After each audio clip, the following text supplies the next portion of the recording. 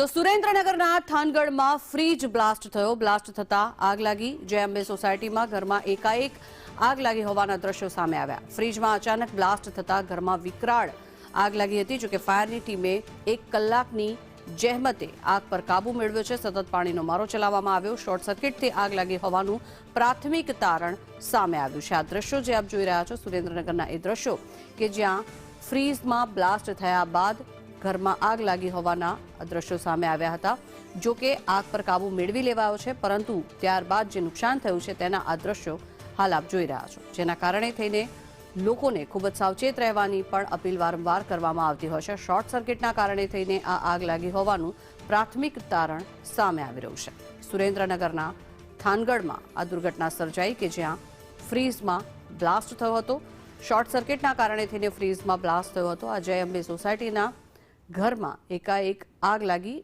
જો કે આગ પર કાબુ મેળવાયો છે, પરંતુ ત્યારબાદ જે નુકસાન થયું છે તે દ્રશ્યો હાલ આપ જોઈ રહ્યા છો. જો કે આ સમગ્ર મામલે સદનસીબે કોઈ જાનહાનિ સર્જાઈ નથી.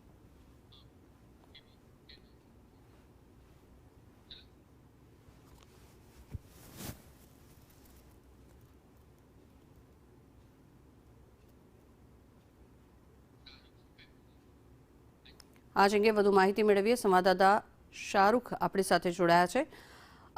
જે આ સમગ્ર મામલો સામે આવ્યો છે, જે આગ લાગી હતી, અત્યારે હાલ શું પરિસ્થિતિ છે?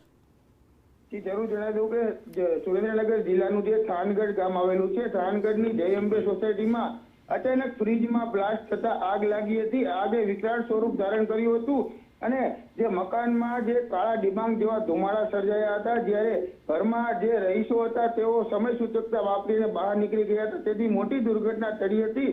બનાવને પગલે ફાયર બ્રિગેડને જાણ કરતા ફાયરની ટીમ ઘટના સ્થળે પહોંચી અને 1 કલાકની ભારે જહેમત બાદ આગ પર કાબુ મેળવ્યો હતો. જ્યારે પ્રાથમિક તપાસમાં શોર્ટ સર્કિટના કારણે આગ લાગી હોવાનું સામે આવ્યું હતું. જી આભાર શાહરૂખ સમગ્ર માહિતી બદલ.